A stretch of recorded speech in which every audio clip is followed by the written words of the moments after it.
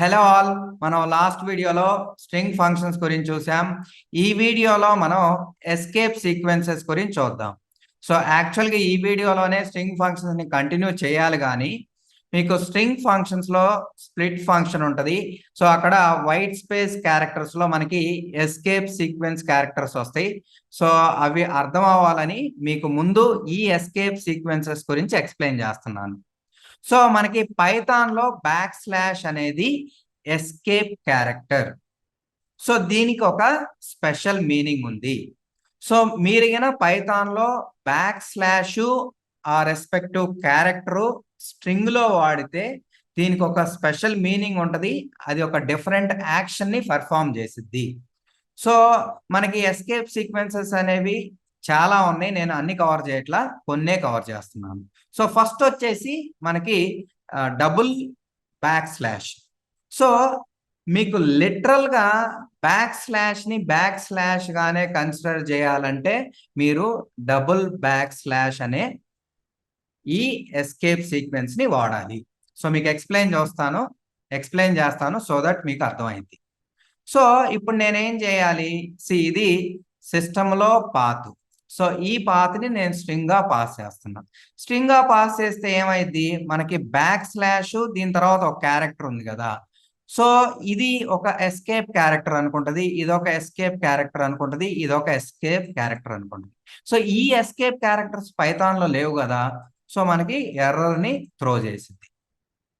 So మనకి ఈ back slash గానే ఉంచాలి అంటే మనం ఇంకొక బ్యాక్ స్లాష్ యాడ్ చేయాలి. అంటే మనం డబుల్ బ్యాక్ స్లాష్ ఇచ్చామనుకోండి, సో అప్పుడు ఏమైందంటే లిటరల్ గా మనకి ఒక బ్యాక్ స్లాష్ ని స్ట్రింగ్ లో ఇంక్లూడ్ చేసిద్ది.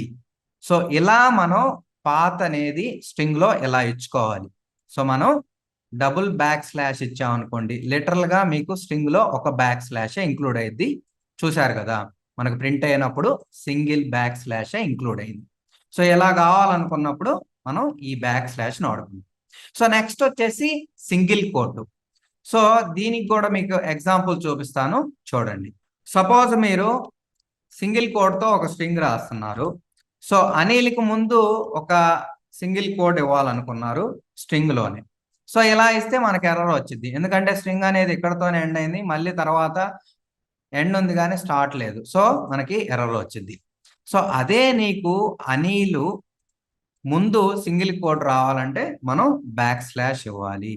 సో ఇప్పుడు ఏం చేసిద్ది, దీనికి స్పెషల్ మీనింగ్ ఉంది కదా. స్పెషల్ మీనింగ్ ఏంది, ఈ స్ట్రింగ్ లో ఈ సింగిల్ కోట్ ని డిస్ప్లే చేసిద్ది. సో మీకు ఎక్కడైతే బ్యాక్ స్లాష్ తర్వాత క్యారెక్టర్ వస్తుందో అది ఎస్కేప్ క్యారెక్టర్స్. నేను ఓన్లీ ఇక్కడ చెప్పబోయే, మిగతా వస్తే ఎర్రర్స్ వస్తాయి మీకు ఇందాక చూపించినట్టు. సో ఇప్పుడు మనకి ఈ స్ట్రింగ్ లో మీరు చూడొచ్చు ఏకి ముందు ఒక సింగిల్ కోట్ గా వచ్చింది. సో ఇది లేకుండా మీరు రాయలేరు. సో నెక్స్ట్ వచ్చేసి మనకి డబుల్ కోట్ ఉంది, సేమ్ ఇలానే. సో ఇప్పుడు ఏం చేస్తానంటే హలో, ఇక్కడ డబుల్ కోట్ ఇచ్చి అనిలు ఇలా ఇస్తా. సో ఇలా ఇస్తే మీకు వర్క్ అవ్వదు. సో నాకు ఇది ఇంక్లూడ్ చేయాలనుకుంటే నేను బ్యాక్ స్లాష్ పెడతాను. సో ఈ ఎస్కేప్ క్యారెక్టర్ కి పైథాన్ లో స్పెషల్ మీనింగ్ ఉంది. సో మనకేం చేసిద్ది అంటే ఏకి ముందు ఒక డబుల్ కోట్ పెట్టిద్ది, చూడండి. సో ఇలా ఈ రెండు వర్క్ అవుతాయి. సో మనకి back slash and new line అంటేనేమో కర్సర్ ని న్యూ లైన్ కి తీసుకెళ్ళిద్ది. మనం ఆల్రెడీ ప్రింట్ ఫంక్షన్ అప్పుడు చూసాం. బ్యాక్ స్లాష్ టీ అంటేనేమో ట్యాబ్ స్పేస్ ఇచ్చింది. సో మనం ప్రింట్ ఫంక్షన్ అప్పుడు చూసాం, ఈవెన్ స్ట్రింగ్స్ అప్పుడు కూడా చూసాము. సో ఈ బ్యాక్ స్లాష్ బి అనేది ఏం చేసిద్ది అంటే, మీకు ఒక క్యారెక్టర్ ఉంది అనుకోండి, దాన్ని ఒక బ్యాక్ స్పేస్ తీసుకెళ్ళిద్ది. అంటే దాని ముందు ఉన్న ఒక క్యారెక్టర్ ని రిమూవ్ చేసిద్ది. ఇప్పుడు చూపిస్తాను, చూడండి. సో మనకి ఇక్కడ ఏం చేసాం, బ్యాక్ స్లాష్ బి పెట్టాం కదా. సో దీని ముందున్న ఒక క్యారెక్టర్ కామాని ఎరేజ్ చేసిద్ది. సో మనకి కామా అనేది ప్రింట్ అవ్వదు, హలో వరల్డ్ అని ప్రింట్ అయింది. సో నెక్స్ట్ వచ్చేసి మనకి బ్యాక్ స్లాష్ ఆర్, దీన్నే క్యారేజ్ రిటర్న్ అంటాం. అంటే ఇది యాక్చువల్ గా ఇది ఎక్కడ వచ్చిద్దో cursor beginning of the line కి తీసుకెళ్ళింది.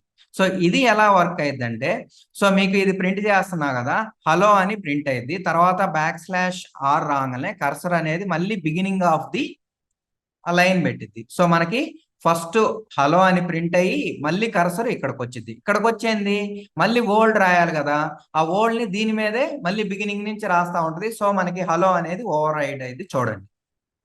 ఓకే, సో మనకి ఓల్డే కనిపించింది. సో ఇలా మనకి వర్క్ అయింది. సో నెక్స్ట్ వచ్చేసి ఫామ్ ఫీడ్.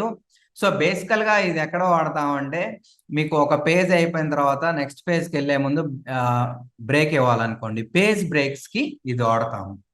జనరల్గా ఇది 10 years బ్యాక్ వాడేవాళ్ళు కానీ ఇప్పుడు వాడట్లేదు. సో ఎందుకంటే మనం న్యూ లైన్కి తీసుకెళ్లాలన్నా, పేజ్ బ్రేక్ ఇవ్వాలన్నా /n కూడా మనం వాడుకోవచ్చు. సో ఇది ఇప్పుడు రన్ చేశాను అనుకోండి, మనకేం జరిగిద్ది, సో ఇది ప్రింట్ అయిన తర్వాత కర్సర్ అనేది న్యూ లైన్ ఇచ్చి తర్వాత నెక్స్ట్ పేజ్లోకి అది ప్రింట్ అయింది. సో బేసికల్గా మనకి ఏంటంటే న్యూ లైన్ అనేది ఇచ్చింది. సో ఇది ఎక్కువగా వాడట్లేదు, దీని బదులు /n కూడా మీరు వాడుకోవచ్చు.